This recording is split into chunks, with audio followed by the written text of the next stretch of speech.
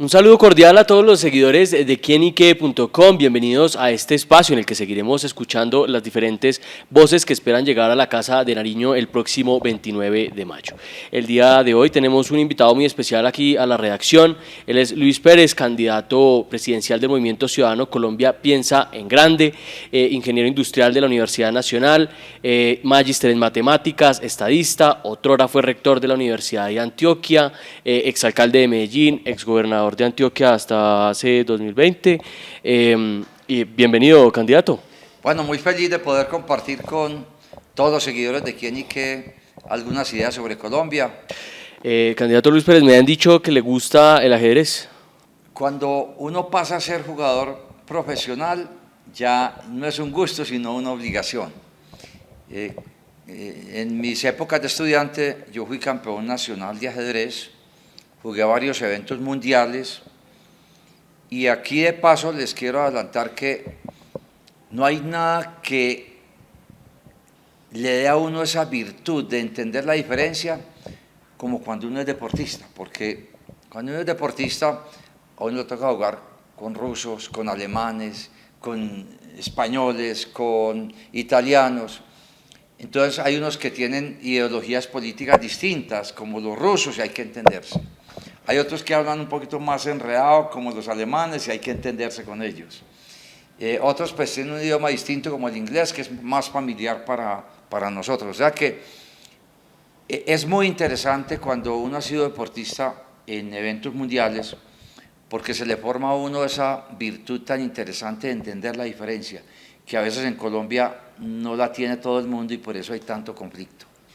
Bueno, candidato, pues ¿le parece si continuamos con esta entrevista mientras jugamos una partida, supongo que con algo de compasión? Me da mucho miedo porque hace tiempo no juego, pero Bueno, pues usted adelante. dirá si quiere que juguemos.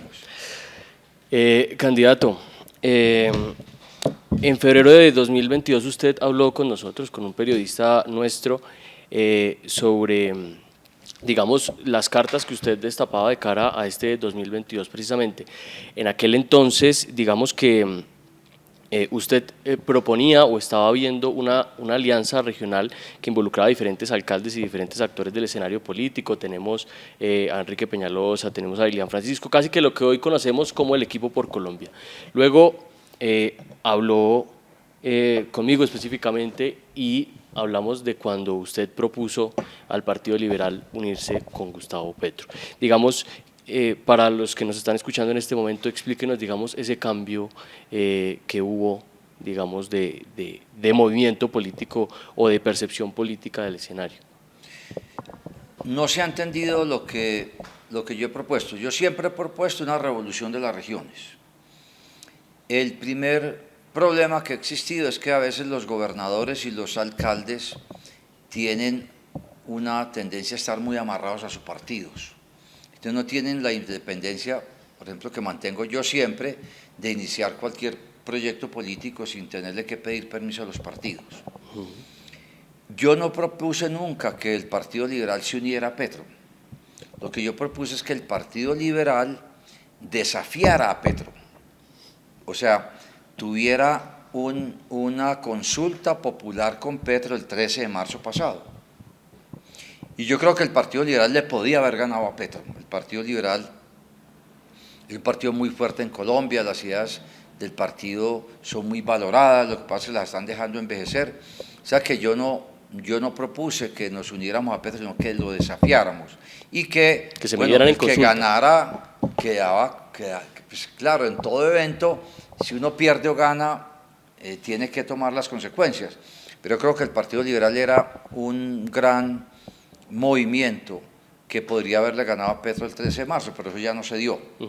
Entonces yo lo que opté fue por recoger firmas. Yo recogí 1.200.000 firmas, sigo trabajando independiente por la revolución de las regiones y quiero dejar, digamos, un mensaje nuevo en la política, que son las ideas, los proyectos que cambian al país, el carácter, la independencia, que eso no ha existido en este país. Y ya apenas acabo de empezar los debates. Tuve hace poco un debate muy bueno en la Universidad Externado, No fui a los debates antes del 13 de marzo porque eso era un circo, era un insulto permanente. Yo creo que el país no se merece que los que estén aspirando a una presidencia de la República, el uno le diga al otro o drogadicto, o asesino, o perra, o perro, o ladrón, o jefe de la oficina de Envigado, o guerrillero, o paramilitar. Eso creo que no cae bien. Yo creo que aquí hay en este momento 7 u 8 candidatos, todos tenemos un perfil, un trabajo por el país, y debe ser respetado, y la gente lo que está esperando es, bueno, ¿cómo me bajan el costo de la vida? Bueno, ¿cómo hago yo para que el hijo mío estudie en la universidad? ¿Cómo me llevan el internet al campo o a un barrio popular, etcétera? Yo creo que eso es lo que la gente está esperando, un empleo. Entonces, es mal ejemplo que un debate se vaya solamente a insultar el uno y al otro, y eso creo que lo tenemos que acabar, y si yo soy capaz de cambiar los debates solamente a discusión de ideas, creo que eso ya sería un avance supremamente grande. Candidato, y una pregunta que me gustaría hacerle para dejar esto ya claro y finiquitado, como usted mismo lo hizo, lo dice, eso no pasó, no se midieron en consulta con el candidato Gustavo Petro. ¿Usted sigue viendo con buenos ojos al pacto histórico? Pues mira, yo no soy del pacto histórico, ni he sido. Yo soy una persona que estoy buscando generar unos nuevos proyectos políticos para el país, una propuesta basada en ideas que cambien a Colombia. Aquí nos hemos quedado con ese pensamiento vetusto que dice que uno es de izquierda, derecha o de centro. Yo creo que el mundo mismo ha explorado muchos caminos. Por ejemplo, en Inglaterra, Tony Blair exploró una cosa que llamó la tercera vía, que unió a la gente. Entonces yo quisiera sacar unos proyectos que empiecen a unir a la gente y que empiecen a darle un sentimiento de patria, de cambiar el país, digamos, de optimismo, porque Colombia lleva ya mucho tiempo con muy poca solución a los problemas. Hoy tenemos más pobreza que en el año 1991, cuando se hizo la Constitución tan famosa. Candidato, usted, digamos, hace parte de los aspirantes a la presidencia que tienen vida pública, ¿no? Que han tenido trayectoria dentro del sector público. ¿Cómo cree que bien las experiencias que ha tenido tanto en la alcaldía de Medellín como en la gobernación de Antioquia pueden llegar a ayudarlo a sacar adelante un proyecto en Colombia? ¿Qué errores o qué aciertos cree que podría llegar a aplicar ya en grande? Yo creo que he sido, lo digo sin vanidades, he sido el gobernante regional que más ha transformado el territorio. Si uno le quita a Medellín y a Antioquia el Metrocable, que fue el primer cable de transporte masivo en el mundo, si uno le quita Plaza Mayor, si uno le quita la Plaza de Botero, si uno le quita el Parque de la Luz, si uno le quita el Túnel de Oriente, si uno le quita la Universidad Digital, etcétera. Si uno quitara todo eso, prácticamente el territorio quedaría como en otra época. Eso me da a mí, digamos, argumentos para decir que podemos también cambiar a Colombia. Si se cambió a Medellín, si se cambió a Antioquia, quiere decir que hay argumentos para cambiar este país. Y uno va explorando qué sirve y qué no sirve. Por ejemplo, yo veo que Colombia, por mucho esfuerzo que hagamos, no va a cambiar si seguimos con la misma economía. O sea, Colombia, si sigue con la misma economía, vamos a tener 100 años más de pobreza. Por eso yo he venido trabajando desde casi 2 años pensando qué hacer con el empleo en este país. La economía que tenemos no nos va a generar más empleo. Entonces, por eso yo estoy proponiendo como ser el revolucionario de las nuevas economías. Hacer unas nuevas economías que nos den 5 millones de empleos. Y he empezado con el tema, por ejemplo, del cannabis. El país no sabe la riqueza que tiene en el cannabis. nos hemos quedado en una discusión religiosa, en una discusión moral, y el mundo empieza a dar unas vueltas gigantes. Por ejemplo, el mundo tiene casi que legalizado el cannabis casi en los países más ricos. Y nosotros seguimos aquí todavía asustados si hacemos el cannabis, eso puede traer efectos de que gente fume más o algo. Eso no es así. O sea, el mercado mundial del cannabis es 350.000 millones de dólares. Y el mundo, si uno va al año 2025 y se devuelve, va a encontrar que 80 países han legalizado el cannabis.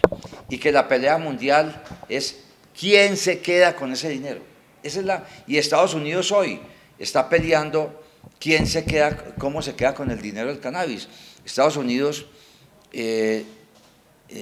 gasta, bueno, los americanos, cerca de 83.000 millones de dólares al año.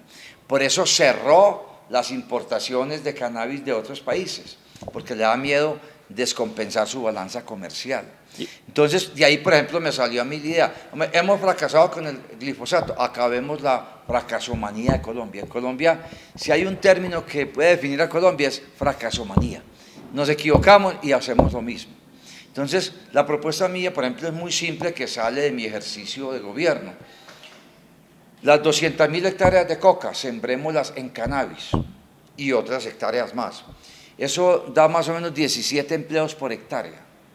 O sea que con la economía del cannabis estaría generando 3,5 millones de empleos.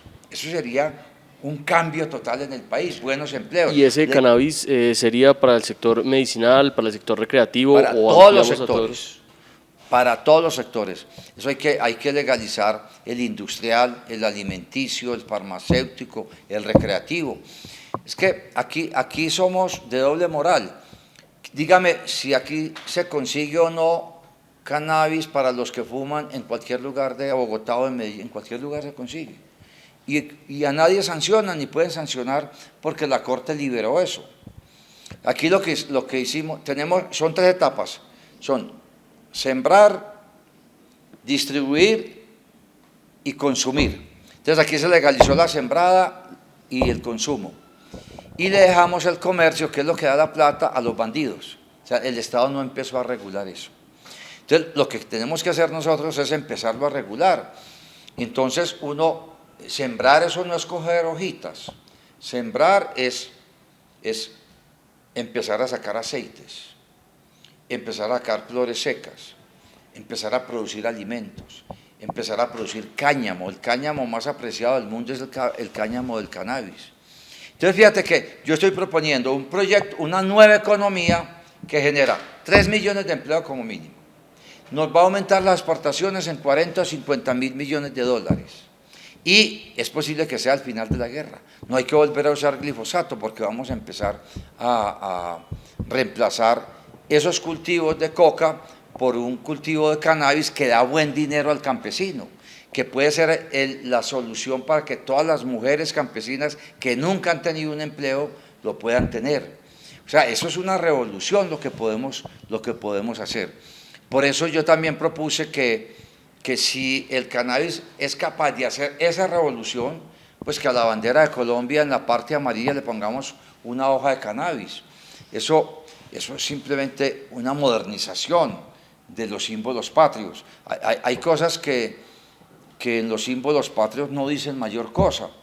A mí me queda de pronto una pregunta y de pronto que le pueda aclarar también a las personas que nos están viendo, que a lo mejor tienen una crítica respecto a este tema de la mata, de la hoja de marihuana en la bandera y que de pronto lo ven como una ofensa. Explíquenos de pronto cómo esto no ofende a los símbolos patrios también, porque para muchos la hoja de la marihuana también significa, pues, digamos, todo un historial de lucha contra las drogas que ha dejado víctimas, ha dejado personas también en drogadicción, etcétera. Son críticas que han aparecido, digamos, tras lo que ha aparecido, al tiempo que hay quienes estén de acuerdo también. Explíquenos un poco específicamente lo que ustedes tienen que ver es que hoy las sociedades evolucionan, hoy podemos estar en el derrumbamiento de los rituales. Entonces, el cannabis, que fue una maldición, el mundo empezó a descubrir que era una bendición. Eso es lo que hay que entender. Y hoy hay 60 o 70 países que ya han legalizado el cannabis. Y al cannabis le han encontrado unos beneficios muy grandes en el manejo, por ejemplo, de los pacientes con el cáncer, en el tema de resolver los problemas de estrés en el mundo, como lo dije ahora, el uso industrial y el uso alimenticio. Yo incluso quiero decir algo que puede que acierte, y es que la gente va a dejar de fumar cannabis. El fumar cannabis es relativamente incómodo. Yo no soy ni usador de cannabis, ni soy una persona que soy borracho, digámoslo así. Pero a mí me parece que el cannabis está evolucionando tanto que la gente va a consumir alimentos con cannabis, va a hacer lasaña con cannabis, va a tener brownie con cannabis. Por ejemplo, hoy en Nueva York hace poco es que estaban vendiendo el cannabis ya legalizado en la capital del mundo. Yo pregunté qué era lo que más se vendía del cannabis para fumar y me decían, no, aquí se venden chicles y las colombinas es lo que más se vende. ¿Y qué más se vende? El brownie, las galletas y la fumada. Eso sí, alguna gente compra eso. Pero lo que quiero decir es que el mundo está evolucionando y la sociedad no se ha dado cuenta. Y creo que es muy posible que el cannabis pueda desaparecer como algo fumado y se convierta en un tema de alimentos. Esto ha cambiado. Entiendo, candidato, entonces, resignificar el tema del cannabis a través del empleo, a través de su entrada en diferentes sectores como el alimenticio, etcétera. Y los beneficios que trae, es que aquí hemos legalizado muchas cosas que eran prohibidas. Por ejemplo, el tabaco era prohibido, mucho tiempo prohibido. El aguardiente fue prohibido mucho tiempo y también se legalizó. Yo creo que las soluciones evolucionan. Si usted quiere, el que quiera ser infeliz hoy, sea inflexible, no cambie. ¿Y qué pasaría con la coca específicamente? Es decir, sustituimos cultivos de coca por cannabis, pero la coca no va a desaparecer. ¿Qué va a pasar con la coca específicamente? No, es que yo no he hablado nunca de la coca. Uno tiene que mirar hacia dónde va el mundo. Ningún país ha legalizado la coca. Sería una locura para Colombia ponerse a legalizar la coca. Sería un error, porque en ningún país del mundo se legaliza la coca. Entonces, no, digamos, no es una cosa práctica. No es una cosa práctica uno decirle a alguien, legalizamos la coca y pongamos a producir coca, ¿y quién nos la va a comprar? Tal vez sería para nosotros mismos envenenarnos. Fíjate que yo estoy hablando de sembrar cannabis para sacar aceites, para sacar productos farmacéuticos, para hacer productos de belleza, para hacer tratamientos del cáncer, para muchísimas cosas. Y llegar a un mercado internacional que está enamorado y le ha encontrado usos al cannabis. Yo creo que el que empiece a atacar esa idea no va a ser feliz, porque el cannabis llegó al mundo y se va a imponer como algo que le está trayendo beneficios a la humanidad. Bueno, candidato, me acaba de hacer mate, ¿no? Pues usted se dejó. Campeón, ¿es que dice que es? No, Nacional. No, campeón usted en ajedrez. Un tiempo jugador de ajedrez ya, pero uno va olvidando y eso hay que estarlo estudiando. Cuando uno es profesional en esto no vuelve a jugar ya así como con usted, ¿no?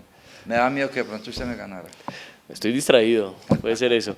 Candidato, otra legalización que usted propone tiene que ver un poco con las plataformas digitales de transporte. Si no estoy mal, usted propone cubrir también el mercado del mototaxismo dentro de este ámbito. Bueno, yo lo que propongo es legalizar a Colombia. Nosotros tenemos muchas guerras al mismo tiempo. O sea, si usted analiza cuál es la seguridad de Colombia, yo le voy a decir al menos 7 guerras que tenemos en Colombia. Entonces tenemos la guerra con el ELN, tenemos la guerra con las ex-FARC, tenemos la guerra en las ciudades. La Universidad Nacional de Colombia dice que en las ciudades no hay un control de más del 40 o 50% del territorio. Nosotros tenemos la guerra contra los, digamos, delincuentes del campo. Nosotros tenemos la guerra limítrofe del país. O sea, en Venezuela hay 2.219 kilómetros de frontera y todos están en guerra. Están en guerra todos. Allá no hay sino, eso es un duty free de la violencia y de los delincuentes. Otra guerra que tenemos es la guerra del Catatumbo. Es posible hasta que Colombia pierda ese territorio, es que allá no puede entrar ni un soldado, ni un policía, allá nada. Tenemos la guerra del sur del país, es una guerra ambiental y es una guerra ambiental, digamos, porque están acabando con esa reserva natural, con los bosques, y fuera de eso, los bandidos están, porque hacen con todos los minerales, están explotando eso de una forma brutal. O sea, fíjate que te he mencionado 7 guerras distintas y cada guerra necesita una forma diferente de atacarla. Y eso no ha ocurrido en el país. O sea, aquí seguimos con el mismo ejército de hace 100 años y con el mismo policía de hace 100 años. Eso no ha cambiado mayor cosa. Entonces, tenemos que empezar a ver cómo hacemos digamos, un federalismo moderno, económico, un federalismo de la seguridad.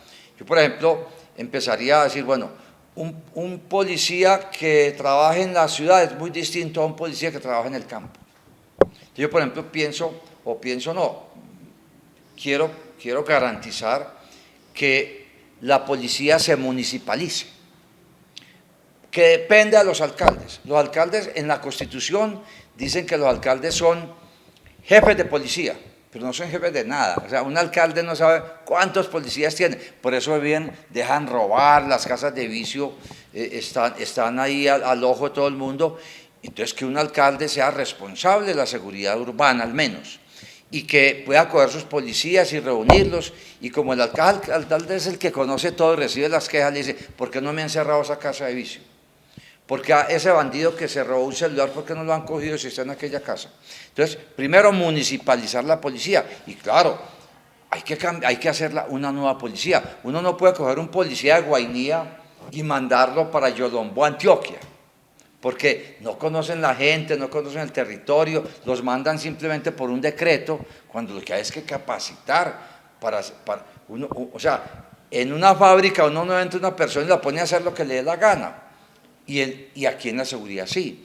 Yo, por ejemplo, quiero hacer esa municipalización de la policía para empezar a atacar los problemas urbanos. Segundo, yo quiero hacer la nueva policía rural. Una policía rural visible, de uniforme, inteligente, que sea capaz de dialogar con el campesino y que el campesino le diga sus temores, dónde tiene él que trabajar, que proteja a los empresarios del campo. Claro, que esté armado y que coja ladrones, porque es que un policía que no coja ladrones no nos sirve, ¿cierto? Entonces, fíjate que he mencionado 2 cosas con 2 soluciones distintas. Y entonces, ahí, todo esto se lo he dicho para decirle por qué quiero legalizar los mototaxistas. En Colombia, los mototaxistas son ilegales, por un decreto del Ministerio de Transporte. Pero claro, el mototaxismo, pues todo el mundo quisiera montar en BMW, o en Mercedes-Benz, pero lo cierto es que nosotros tenemos una Colombia donde no van los buses, no van los carros, no va el transporte formal. Entonces, los del transporte formal son los que dicen, cojan esos mototaxistas, pero una pregunta, bueno, la gente que vive en los corregimientos, ¿quién las trae a la ciudad? Un mototaxista. Es una relación directa entre el ciudadano, la familia y el que los transporta. Y claro, pues montarse en una moto es peligroso, pues claro que es peligroso, pero es preferible venirse en una moto o venirse a pie 20 o 30 kilómetros. El país no ha sido capaz de crear un sistema de transporte justo. Entonces, mi propuesta es, hombre, legalicemos los mototaxistas. Además, porque son ilegales y los alcaldes no son capaces de hacerle nada. Vea, el alcalde de Cartagena hace poco sacó una norma y la devolvió a los 2 días. Los alcaldes de los municipios se creen incapaces de meterlos a la cárcel o quitarles la moto. Y eso ha crecido tanto en Colombia, hoy pueden ser cerca de 2 millones de mototaxistas. O sea, que ahí lo que tenemos es 8 millones de personas con sus familias que si un niño le dice, no, es que su papá es ilegal, dice, ah, muy bueno ser ilegal. No, pues cómo no, si yo me educo, yo como con lo que mi papá trabaja, entonces ser ilegal es muy bueno. Entonces se está creando en este país la cultura de la ilegalidad. Entonces hay que empezar a legalizar el país, y uno lo que puede hacer con estos motociclistas es, por ejemplo, empezar a asociarlos en cooperativas, en cambiarles sus motos por motos eléctricas para bajar el daño al medio ambiente. Los que quieran se le pueden poner motos de tres llantas para darle menos riesgos. Podemos traer aquí inversionistas que hagan fábricas de motos de hidrógeno verde o eléctricas, y generamos otros 50 o 100 mil empleos, generamos riqueza y empezamos a darle al país. Y la policía ya no tiene que estar todo el día persiguiendo o pidiéndole plata a un mototaxista, porque uno de los problemas que tiene América Latina que tenemos que superar es que hay que ser el nuevo policía. Toda América Latina se queja de la corrupción de la policía. Entonces, también esos son temas que hay que superar. Y por eso yo estoy hablando de legalizar los mototaxistas. Y también, por ejemplo, legalizar muchos mineros de oro, que están haciendo eso hace 200 años, que lo heredan los mineros ancestrales. Pero ¿con qué condiciones, digamos, ambientales en ese caso, candidato? Pues mira, lo primero es que esos mineros vienen siendo trabajadores del oro hace 200 años. Y lo segundo es que en lugar de perseguirlos y nunca hacerles nada, lo mejor es empezar a enseñarles a explotar el oro, que respeten la naturaleza. Yo, por ejemplo, como gobernador de Antioquia, legalicé más de 15.000 pequeños mineros. ¿Y qué hice? Empecé a capacitarlos a que no usaran mercurio, a que no usaran cianuro. Y los empecé a legalizar. Y ese oro ellos lo pueden vender, y el gobierno puede sacar impuestos. Ahora lo que hay es un contrabando de oro brutal, que todo sale por debajo y todo sale del país sin pagar impuestos.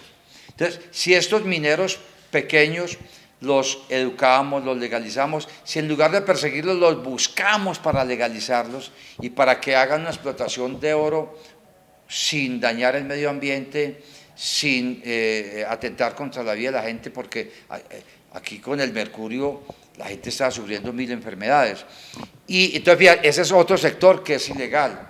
Entonces, si uno empieza a mirar cuánta gente vive en una casa hace 20 años y no tiene la escritura, hay que legalizarlos. Y candidato, usted mismo lo ha dicho, Colombia tiene muchas guerras, y dos de las que está enfrentando actualmente, que están, digamos, en un momento un poco complicado, sobre todo ahorita en tiempo electoral, son dos, principalmente, ¿no? Digamos, tenemos este tema de la frontera en Venezuela, que ya explicó cómo abordaría un gobierno suyo. También tenemos el tema con el ELN y con las disidencias. En un eventual gobierno suyo, ¿con cuál de estos dos se sentaría a negociar una eventual paz? Yo me sentaría con todos los que estén alzados en armas, con todos. Me da pena decirle esto a los colombianos, pero nosotros nos acostumbramos a soportar las guerras, siempre y cuando no nos afecte. Entonces, por ejemplo, la gente se queja porque le robaron su celular. Claro que eso es muy malo, pero es de los delitos más veniales que hay en Colombia. Sin embargo, no nos preocupamos porque en Arauca estén matando gente todos los días. O no nos preocupamos porque en Ituango, Antioquia, allá están las ex-FARC extorsionando, avanzando droga, matando al que no les haga caso, etc. Entonces, fíjate que tantas guerras que tenemos, hay unas que son las que deberían ser las venidas. Aquí lo máximo que debería ocurrir era que le robaran un celular a uno, pero ocurre lo que tú estás mencionando.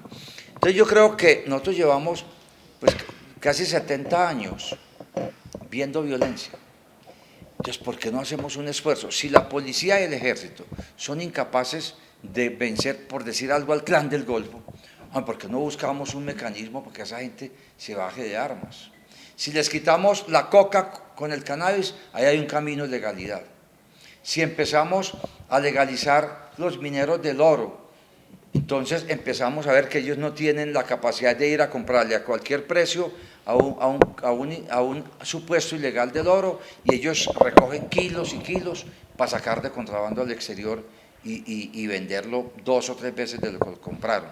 Y yo creo que hay que buscar mecanismos, y ese proceso de paz es muy distinto en todos los casos. O sea, los SPARC son unas personas que volvieron vengativas, que están rompiendo todo a ver si amplían su territorio.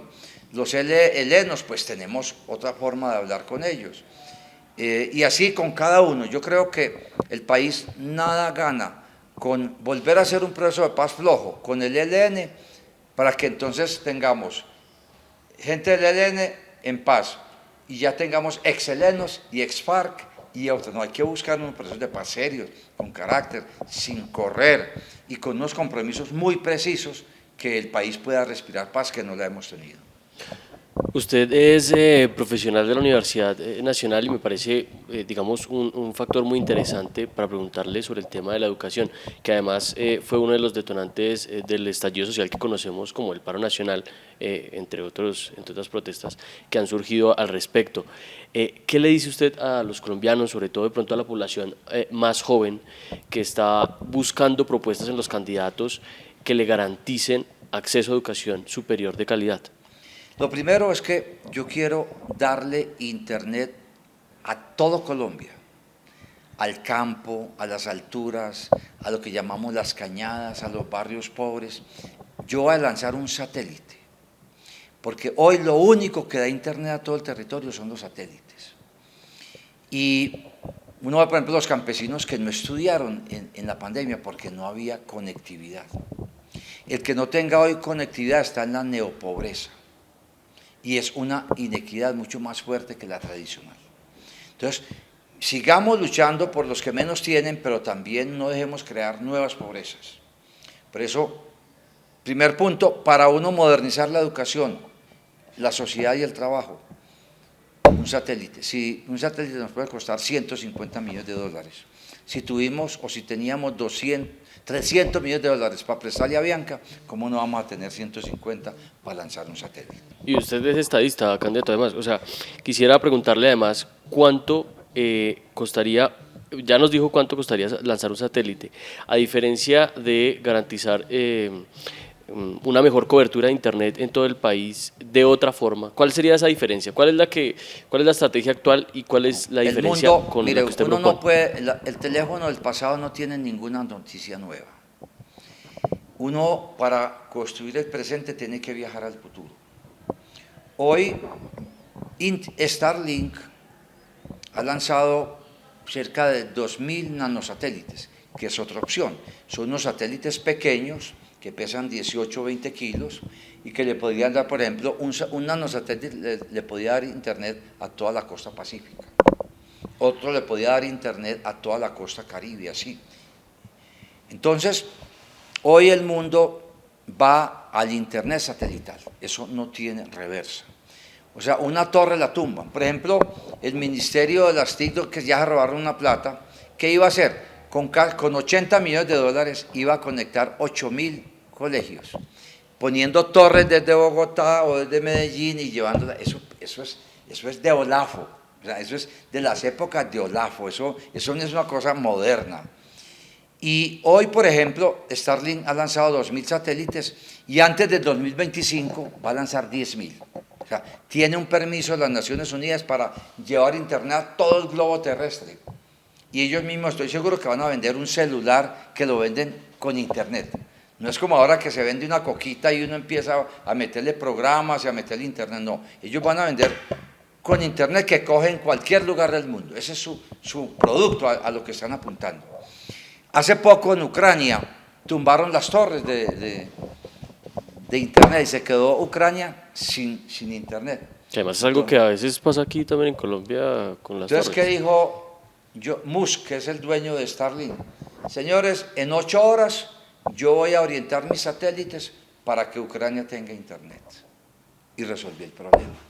Fíjate que esto cambió. O sea, nosotros tenemos como unos gobernantes que son análogos. Necesitamos gobernantes digitales, que sepan a dónde va el mundo, que sean capaces de ir al futuro y volver a construir el presente. Entonces, fíjate, ese es un primer punto de lo que me preguntabas.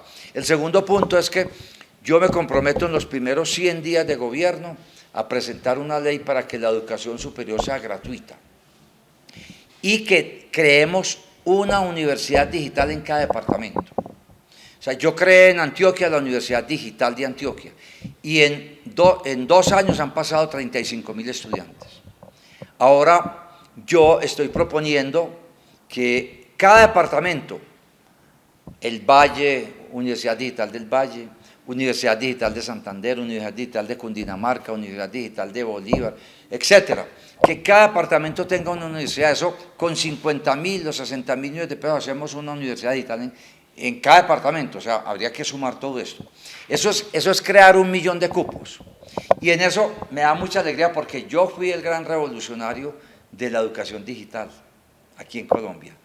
Y ahora yo quisiera compararme con todos los candidatos. Por ejemplo, el candidato Gustavo Petro propone la matrícula cero. Pero la matrícula cero es pagar la matrícula al que logra encontrar un cupo en la universidad. Pero se nos quedan 500.000 muchachos cada año sin ir a la universidad. El doctor Federico Gutiérrez también propone matrícula gratuita para los estratos 1, 2 y 3. Pero, ¿qué va a pasar con los otros 500.000 estudiantes que no encuentran cupo en la universidad?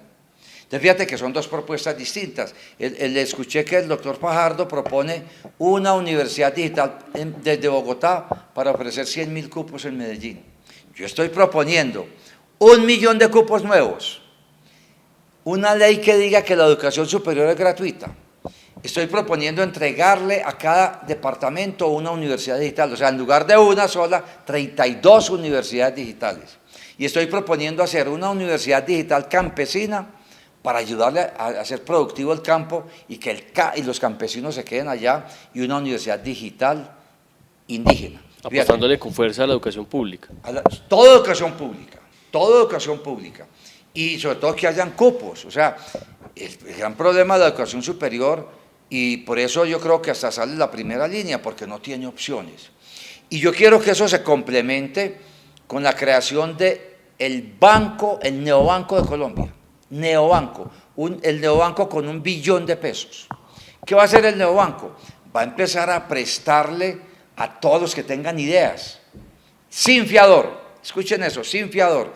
Yo quiero hacer la revolución de los créditos sin fiador.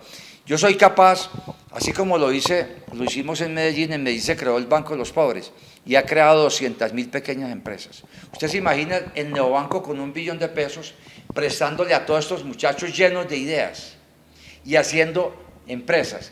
Yo estoy seguro que generamos más de 1 millón de empleos con ese neobanco. Y si los muchachos y las muchachas prestan 1 billón de pesos, le metemos otro billón. Es que tenemos que hacer un país productivo. Pues claro que los subsidios son importantes. Estrictamente bajo la confianza serían estos préstamos, ¿o cómo funcionaría? No, en la idea. Es que es mejor una idea en la cabeza, una buena idea en la cabeza, sin plata en el bolsillo, que el bolsillo lleno de dinero y la cabeza vacía. Y yo creo que con el ICETEX hay que hacer lo mismo. O sea, es una vergüenza que uno le preste dinero a un joven para que estudie y que de pronto, si el joven no encuentra empleo, le rematen la casa a la tía o le rematen la casa a la mamá o al papá. Eso es una desgracia. Yo creo que cada ser humano, y un joven tiene 80 o 90 años para que lo persigan y pague. Y estoy seguro que si le prestaron dinero para hacer una empresa, él la va a pagar alguna vez. No se preocupen. Lo que pasa es que esta es una sociedad de la desconfianza y el pensamiento que los pobres son ladrones. Me parece llamativa esta idea que usted propone del neobanco.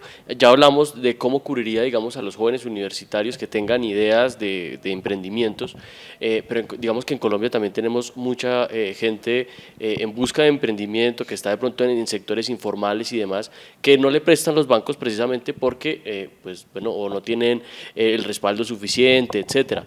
¿Cómo cubriría esta otra parte de la población? De pronto la señora que quiere montar un restaurante, el señor que quiere montar una cigarrería, etcétera. ¿Cómo cubriríamos esta parte de la población? Usted cayó a un tema mucho más humano y más doloroso, que es el costo de la vida y la gente que se está rebuscando. Entonces, para eso yo voy teniendo varias soluciones. Primero, yo voy a bajar el IVA del 19 al 6%. Y voy a recoger más. O sea, no es que vaya a ser populista, no. Yo me comprometo en los primeros 100 días de una presidencia a sacar una reforma tributaria que sea de un renglón. dice, bajas el IVA del 19 al 6% y se eliminan todas las exenciones tributarias. Déjeme le explico. Nosotros aquí pagamos por IVA 106 billones de pesos. Y uno va a la DIAN y la DIAN no recibió 32. Ese es dato 2020. Y entonces dice la gente, ve, y los otros 74 billones, con B, billones de pesos, ¿dónde están?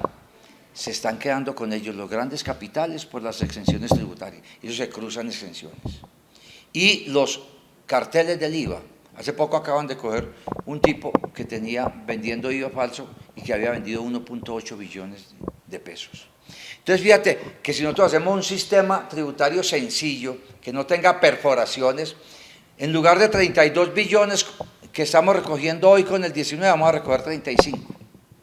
Y si el IVA del 6% lo extendemos, por ejemplo, a los productos que vienen de Estados Unidos de menos de $200 que no pagan.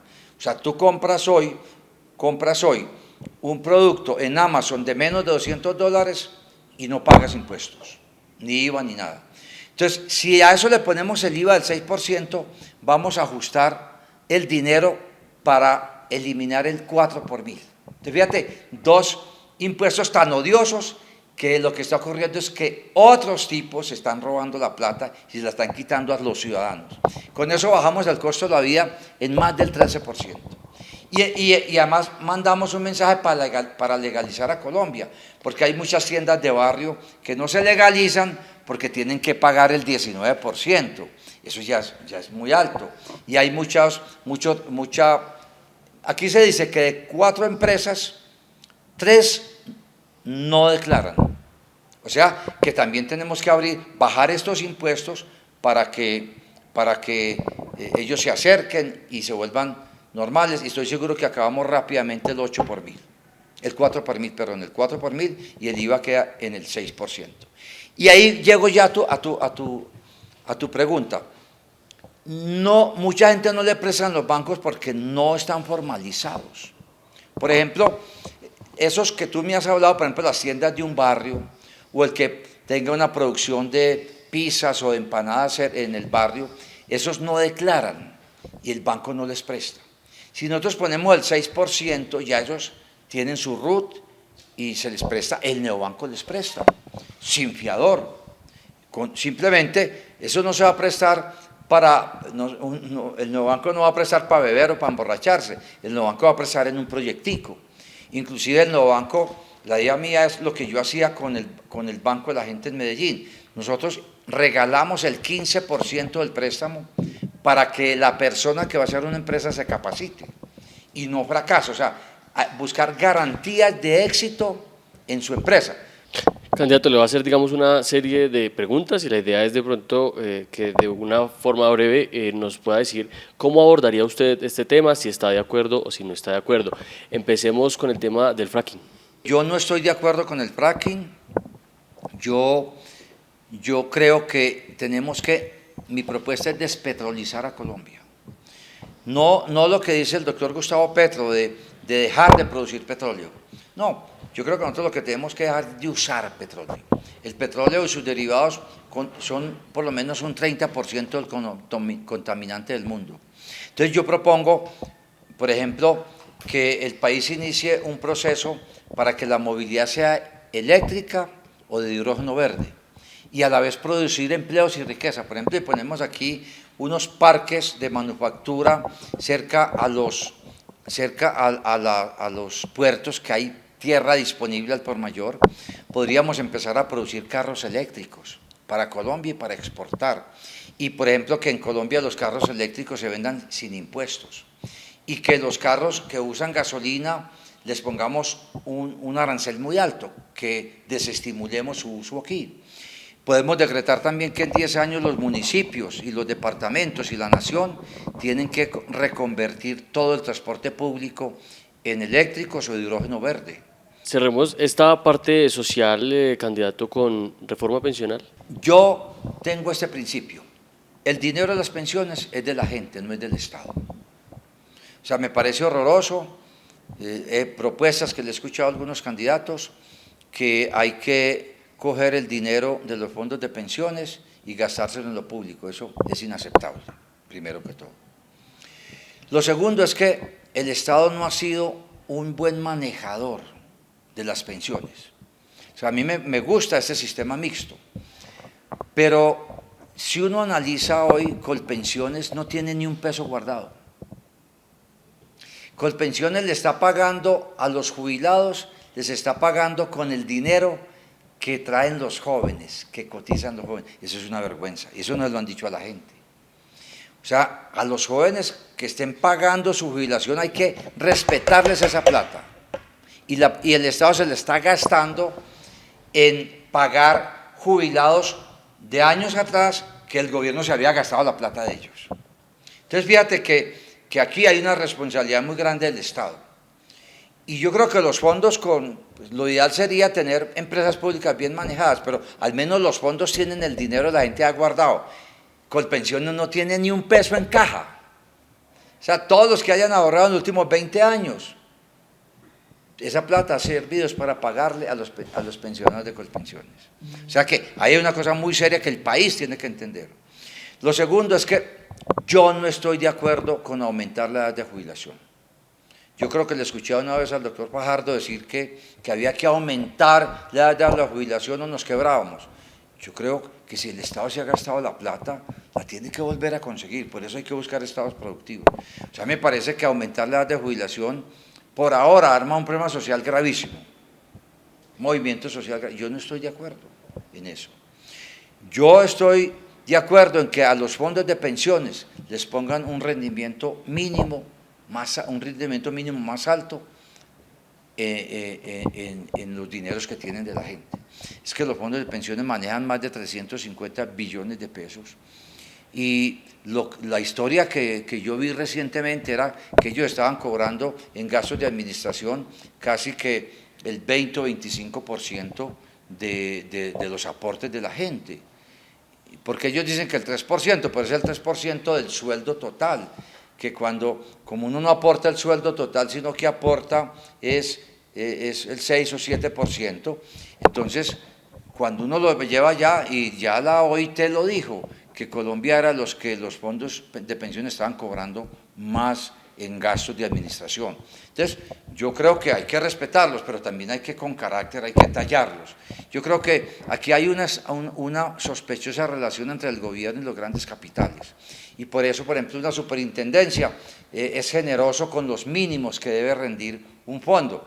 Yo creo que un fondo rindiendo el 0.1 mensual es muy poco para uno estar tranquilo que va a tener una buena jubilación, y ellos además están ganando mucho porque ellos se meten a acciones, ellos los que pueden o no manipular la bolsa, ellos saben para dónde va el mercado mundial. Si ellos no saben de eso, entonces que entreguen ese negocio y pongamos gente en Colombia o en el mundo que sea capaz de crecer el capital de los jubilados. O sea que yo respeto mucho el tema de los jubilados, yo no subo la pensión de jubilación, y aún más, yo creo que aquí hay una injusticia con los jubilados, y es que a los jubilados hay que subirle el sueldo de acuerdo con el salario mínimo. El aumento del salario mínimo siempre es mayor que el IPC, y aquí a los jubilados se les sube solamente con el salario, con el IPC. Bueno, ahí lo tienen, estas son parte de las propuestas de Luis Pérez de cara a las elecciones de mayo. Candidatos, yo sí quiero hacerle una pregunta, y es, usted llegará en solitario a la primera vuelta, o bueno, no sé si tenga contemplada alguna alianza.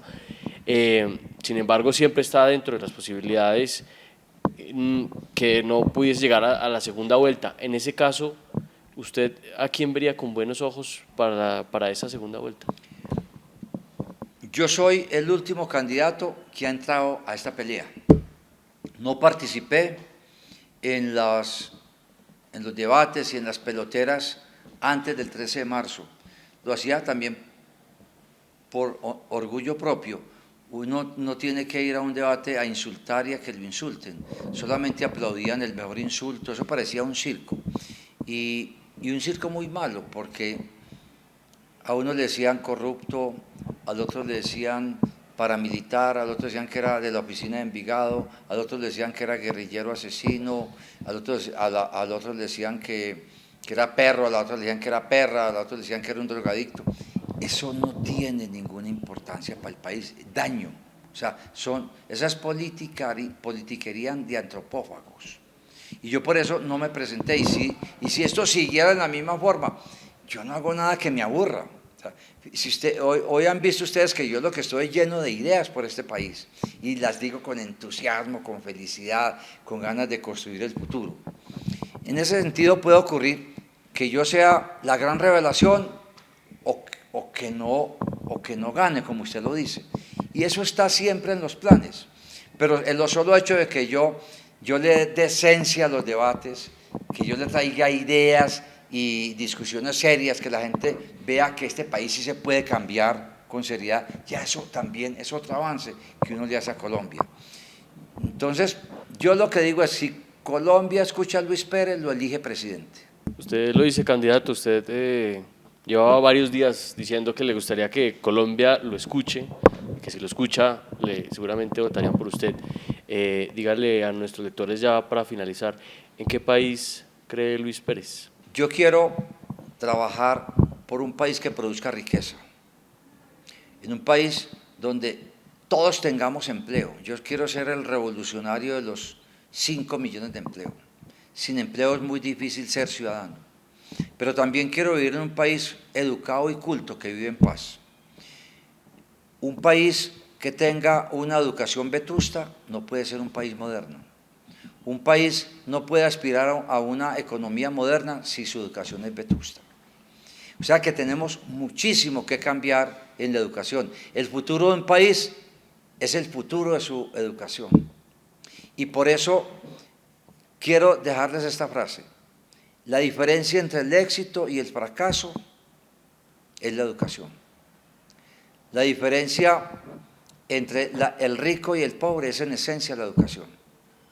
Por eso yo quiero hacer una educación de igual calidad para ricos y pobres y que tengamos un país que logre después de 70, 80 años oler la paz completa y que nuestra economía sea nuevas economías. Si conservamos la misma economía, vamos a tener 100 años más de pobreza. Por eso yo quiero decirles que quiero ser también el revolucionario, como lo dije, las nuevas economías, para que este país esté permanentemente produciendo riqueza, empleo, y Colombia ya es hora que empiece a pensarse como una potencia mundial, porque tenemos toda la riqueza para que nos convirtamos en un país de gran importancia en el planeta. Muchas gracias también a todos los que nos sintonizaron con esta entrevista y recuerden pues que en este espacio vamos a seguir abriéndole las puertas a todos los aspirantes a la Casa de Nariño para el próximo 29 de mayo. Y también recuerden por supuesto que quién y qué es el placer de saber, ver y oír más.